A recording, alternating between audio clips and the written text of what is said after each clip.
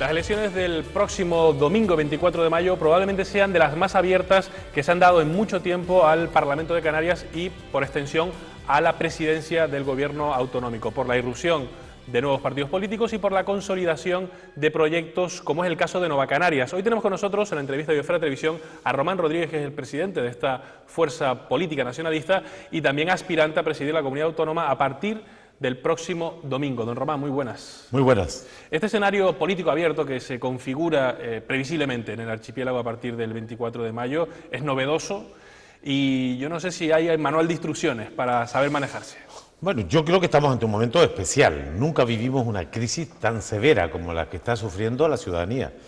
31% de desempleo, un tercio de nuestra gente en la pobreza, los peores servicios públicos del conjunto del Estado español, una debilidad extrema de Canarias en el contexto de las comunidades del Estado. Momento difícil. Por lo tanto, es razonable que la gente esté desconcertada y descontenta.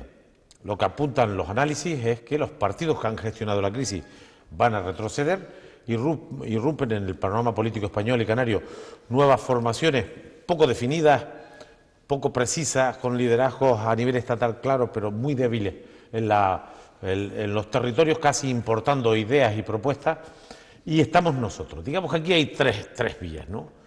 El experimento que suponen las nuevas formulaciones políticas, más de lo mismo que suponen los que han gestionado esta crisis, PP, PSOE y coalición, y luego está una fuerza política como la nuestra, que ha ampliado base con alianzas, con personas, y que hemos generado un frente amplio en torno a un programa de cambio político para cambiar la economía, para apostar por los servicios públicos, para mejorar nuestra democracia y para generar condiciones de unidad y fuerza para la agenda Canarias-Madrid, donde nos jugamos mucho. Por lo tanto, el domingo hay incertidumbre y yo creo que lo que hay es una voluntad de cambio en la mayoría social que espero que se concrete y que Nueva Canarias pueda recoger una parte de esa inquietud, ese descontento y esas ganas que tiene la gente a que las cosas sean de otra manera, ¿no? Está usted en Lanzarote y sabe usted que en esta isla, siempre que se ha reivindicado siempre como la tercera isla de Canarias por volumen económico, por población, por aspiraciones también sociales, ha habido una sensación de descontento por cómo históricamente se ha tratado a este territorio. Sobre la mesa del debate ha estado siempre la deuda histórica del gobierno de la comunidad autónoma con Lanzarote. ¿Qué papel jugaría esta isla en un gobierno del que usted formase parte? Bueno, ya lo demostramos cuando tuvimos la oportunidad de tener responsabilidades de gobierno. En la época que yo presidía el gobierno de Canarias, Lanzarote era la tercera isla en inversión y gasto, pero no era ningún favor, era sencillamente hacer justicia, porque es la tercera en demografía y la tercera en aporte a la economía canaria. De manera que se trataría de recuperar lo que entonces hicimos posible, y es que Lanzarote fuera la tercera isla en atención. Pero no por capricho, porque si los problemas estuvieran resueltos, cabría pensar que no hay que invertir ni gastar donde no hay problemas, pero Lanzarote tiene problemas y los tiene serios en materia de carretera, en materia de infraestructura turística, en materia de comunicación, también en los precios del consumo.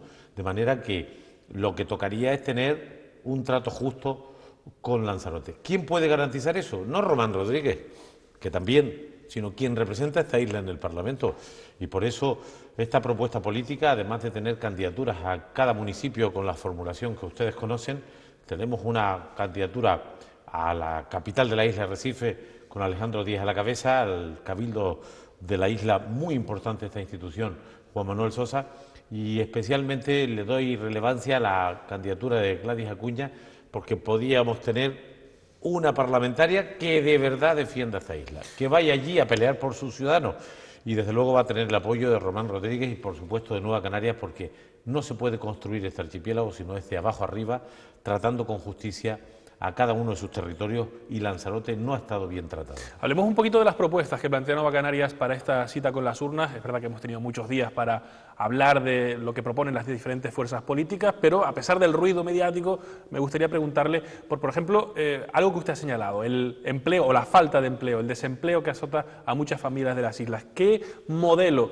se propone desde el punto de vista económico por parte de Nova Canarias? Bueno, en mi etapa de presidente del gobierno, cuando abandoné el gobierno, teníamos 100.000 parados.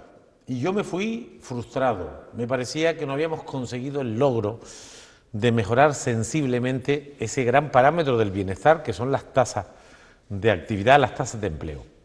Bueno, 12 años después no tenemos 100.000, tenemos 343.000. Ya afirmaríamos ahora volver a los 100.000 de entonces, que tanta frustración. Estaríamos en una tasa de desempleo de en torno al 7-8%. Entre el 9 y el 10%.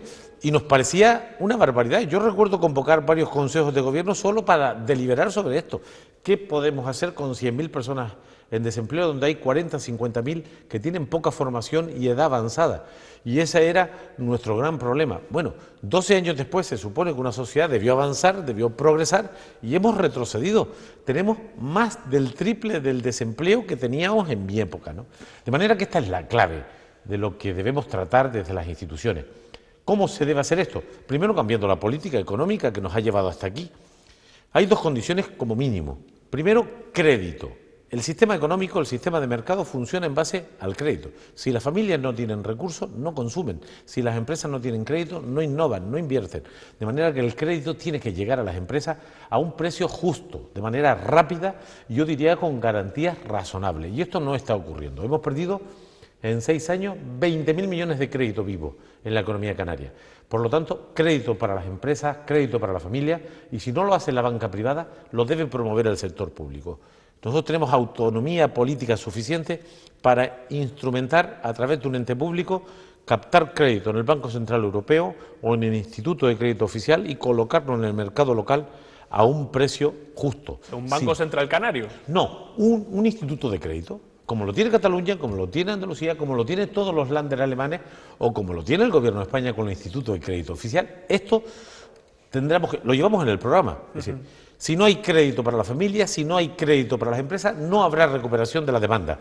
Y luego la otra gran vertiente de la actuación. Hay que captar más recursos para el sector público. ¿Para qué? Para atender adecuadamente a nuestros enfermos, para enseñar a nuestros chicos la formación profesional que necesitan, para atender a las familias que nada tienen y para invertir en carreteras, en obras hidráulicas, en hospitales, en vivienda. ¿Cómo se hace esto segundo? Primero, persiguiendo el fraude. Tenemos 28,9% de fraude fiscal. Un tercio de la economía canaria casi está fuera de la legalidad. Hay gente que no paga impuestos. De manera que habría que hacer un gran esfuerzo para que la Agencia Tributaria Canaria se pusiera a la tarea. Sobre eso que usted apunta, sobre el nivel de economía sumergida que tiene la comunidad autónoma, probablemente ahí haya picaresca, evidentemente gente que pudiendo afrontar la fiscalidad no lo hace, pero también habrá mucha gente que no es capaz de sobrevivir estando dentro de los márgenes de la ley. Pero estos son los que se llevan todas las cachetadas, pero no son los culpables del fraude. El fraude no lo provocan masivamente los fontaneros o los pintores, ¿no? El fraude masivo, según las investigaciones de la Agencia Tributaria Española, de la Asociación de Inspectores Fiscales del Estado, está en las grandes empresas, los que saben maniobrar para hacer ingeniería fiscal. El 70% del fraude está sobre grandes entidades, sobre los grandes patrimonios, sobre las grandes empresas, de manera que cuando decimos perseguir el fraude, decimos perseguirlo todo, pero enfatizando a los que más tienen. Si recuperáramos, si bajáramos del 28-29% de fraude al 18%, seguiríamos estando por encima de la media, recuperaríamos para el sector público más de 1.500 millones de euros. Encauzaríamos con eso los problemas de la sanidad, de la educación o de las carreteras. Segundo asunto, hay que gestionar bien la recaudación. La Agencia Tributaria Canaria está por debajo en niveles de eficiencia en la recaudación que la Agencia Navarra, vasca o española. De manera que no solamente hay que perseguir el fraude, sino hacer una buena gestión de la recaudación. Además hay que pedir a Madrid lo que nos toca. Es decir, nosotros tenemos un grave problema de maltrato en la financiación y en las inversiones. Cierto es que la financiación la ha firmado Coalición Canaria, Partido Popular y Partido Socialista. Son los tres partidos más relevantes en cuanto a su representación, los culpables de la mala financiación. Cada año dejamos de recibir 800 millones de euros, que son 2 puntos de la riqueza de Canarias de un año. Y además los presupuestos del Estado nos maltratan. Si tuviéramos el trato que tienen los cántabros o los castellanos leoneses, nosotros recibiríamos de la Administración General del Estado 1.200 millones de euros más cada año. Con los que se podría hacer muchas cosas seguramente. Entonces decimos, hay que hacer más cosas. ¿De dónde se saca? De perseguir el fraude, de que nos traten con justicia, con igualdad, y esos recursos tienen que ir a hacer viviendas, a acabar el tema de Valterra y de Terroy, que es una vergüenza lo que ha pasado en esos barrios de Recife, a tener la sanidad que nos merecemos y necesitamos, a abaratar el transporte, a mejorar las rentas de las familias que nada tienen. Es posible. Más crédito para las familias y las empresas y más recursos públicos, y eso modificaría el ciclo económico. Pasaríamos de la recesión o el estancamiento al crecimiento y la generación de empleo, que es lo que realmente necesita esta sociedad. Hablemos un poquito de asuntos que afectan directamente a los ciudadanos y que le interesan mucho a la familia y al posible votante. La educación y la sanidad, los pilares o algunos de los pilares de lo que se considera el estado del bienestar. ¿Qué propone? ¿Cuál es el modelo de Nova Canarias para estos ámbitos? Primero, recuperar los recortes. A la sanidad se le quitaron en estos 6 años 500 millones. El año 9 teníamos 450 millones más que el año 15. De manera que se le restó al presupuesto sanitario el 20%. Eso significó que 4.000 trabajadores sanitarios se fueron a la calle. Hemos perdido 4.000 empleados en el sistema sanitario. Esta es una de las razones que justifica el colapso en las urgencias, los problemas en las listas de espera. Pero no bastará con tener los recursos que necesitamos. Hay que dirigir la sanidad, hay que liderar la sanidad, hay que organizar la sanidad, hay que planificar la sanidad.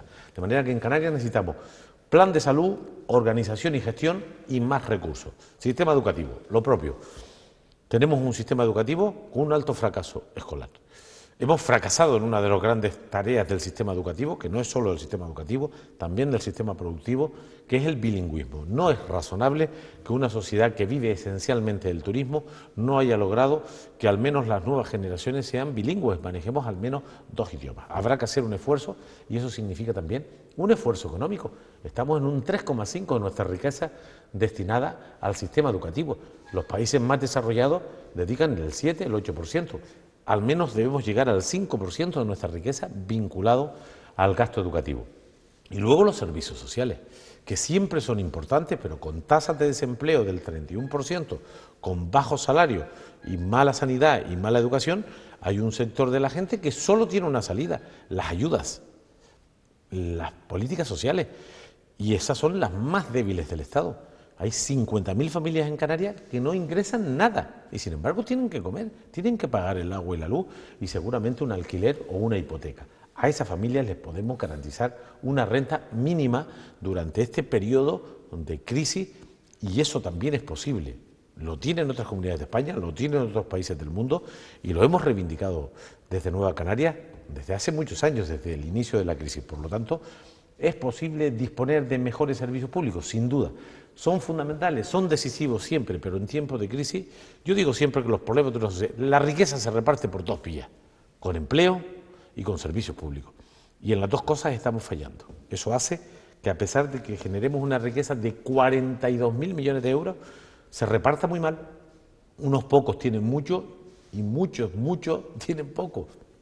Y esto es una situación que se cambia desde la política, y Nueva Canarias tiene propuestas para ello. En esta campaña electoral y en la fase previa a la misma se ha hablado de un asunto que es relevante, que es el modelo territorial de Canarias, no tanto del fondo, de a qué modelo se aspira y qué modelo propone cada fuerza política, sino de las formas, sobre los instrumentos de control que se pueden articular y que se articulan desde el Gobierno de Canarias, ¿no?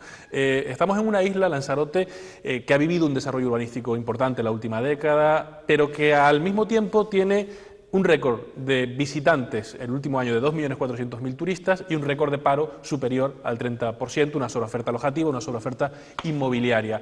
¿Cuál es el modelo territorial que plantea Nova Canarias para el archipiélago y para Lanzarote en concreto? El que defendimos también hace una década y media en las leyes de directrices. Nosotros sostenemos que más turistas no es ni más empleo ni más bienestar. Lo dice hasta el Gobierno. De manera que nosotros tenemos que hacer un modelo de desarrollo sostenible. Las leyes de directrices, que se aprobaron por unanimidad después de 3 años de debate, definen un modelo de desarrollo para Canarias realmente sostenible, duradero, pensado sobre la base de los próximos siglos. Tú no puedes dilapidar nuestros escasos recursos naturales, que son el suelo, las playas, los barrancos, nuestro medio ambiente, en 5 décadas, en 10 décadas. Tienes que pensar que esta actividad turística es para siempre, porque además este es un negocio en crecimiento en el mundo entero. Cuando los países alcanzan un nivel de desarrollo razonable, los ciudadanos de esos países viajan. Por eso China se está convirtiendo en una potencia emisora de turistas al mundo entero, porque alcanzaron un nivel de desarrollo que les permite ahora consumir servicios turísticos. De manera que nosotros estamos en contra de la barra libre. Las leyes que se han aprobado en esta etapa por Coalición Canaria y el Partido Socialista permiten barra libre. Ahora se puede construir todo lo que se quiera, no importa la categoría, sobre suelo calificado, solo faltaba, porque han eliminado los límites al crecimiento. Nosotros defendemos límites cualitativos y límites cuantitativos. Nos parece una barbaridad la barra libre. Eso es llevarnos otra vez al desarrollismo de los años 90, que luego generó la crisis que ahora estamos viendo. De manera que sostenemos que el crecimiento tiene que estar planificado, tiene que estar basado el crecimiento en criterios de calidad, se tienen que poner límites cuantitativos, hay que diversificar nuestra oferta, hay que poner en valor nuestros espacios naturales, nuestro medio ambiente, nuestra cultura y nuestras costumbres, y por lo tanto estamos en contra de las leyes que en esta legislatura, 4, que han aprobado Coalición y PSOE con el aplauso de los sectores más liberales y por lo tanto el Partido Popular, que lo que han hecho es volver a la barra libre, al desarrollismo, al crecimiento sin sentido. La sostenibilidad no es una palabra, es un comportamiento, un modo de organizar y gestionar el futuro, y eso se vio bien en las leyes de directrices, y ellos lo que han hecho es derogar de facto las leyes de directrices. Por lo tanto, límites en calidad y en cantidad en el crecimiento. Insisto, más cantidad de turistas no significa más empleo, y lo estamos viendo, y no significa más futuro. En islas como Lanzarote, que no son capitalinas, se aprecia pues algo de lo que hemos hablado al principio, la carencia de inversiones o el desigual trato del ciudadano a la hora de acceder a un servicio público. Hablemos de educación, hablemos de sanidad. Para estudiar hay que desplazarse, para ir al médico hay que desplazarse. Esa es una realidad, fruto también de la fragmentación territorial de Canarias. Es una obviedad lo que digo, pero es así. También afecta esa doble insularidad a la economía, al desarrollo o la consolidación del tejido empresarial de Lanzarote. Hay empresas que están inmersas en ese ámbito industrial, que sobreviven, como Harinera Lanzaroteña. Me consta que usted se ha reunido, aunque brevemente, con el promotor, el administrador de esa empresa, Agustín Márquez, que se ha reunido también con otros candidatos a presidir Canarias, para poner sobre la mesa esa realidad, la doble insularidad que afecta al tejido económico de islas como Lanzarote. ¿Qué se puede hacer desde el Gobierno? Si algo define un archipiélago, y además alejado como el nuestro, son los costes del transporte. Eso determina a la familia, a las empresas y a los servicios públicos. Eso es consustancial a un hecho como el nuestro, insular y alejado. De manera que una de las claves para hacernos más iguales es abaratar e igualar el transporte entre nosotros. Nosotros hacemos una propuesta de tarifa única aérea para todos los residentes, de manera que cuando alguien de Lanzarote coge un avión, no le puede costar más que cuando alguien de Gran Canaria coge un avión para ir a Tenerife. Es posible tener una tarifa aérea única y por lo tanto abaratando el transporte, igualándonos en los costes de la movilidad de las personas en materia de transporte. En el tema de mercancías, exactamente igual. Hay que abaratar la movilidad de las mercancías. Aquí cuesta 8 veces más el transporte que en el continente, y por lo tanto todo lo que hagamos para igualarnos en ese tema es fundamental. Y no es lo mismo el transporte Gran Canaria-Tenerife que Gran Canaria-Lanzarote. Aquí el transporte se encarece más, de manera que en materia de mercancías y en materia de personas hay que abaratarlo. También pasa esto Canarias, resto del Estado español. Ahí planteamos que hay que ir, porque hay un decreto que lo comprometió a que los costes del transporte de mercancías de ida y venida al archipiélago sean ayudas públicas. Lo permite la Comisión Europea. Se llama REF económico. Ayudas al transporte, hasta equilibrarlo, no, hasta llevarlo a coste cero en la península. Y por supuesto, transporte aéreo, un abuso. La gente del deporte, la gente que estudia, la gente que trabaja y se mueve entre Canarias y la península sabe que los precios del transporte aéreo son abusivos.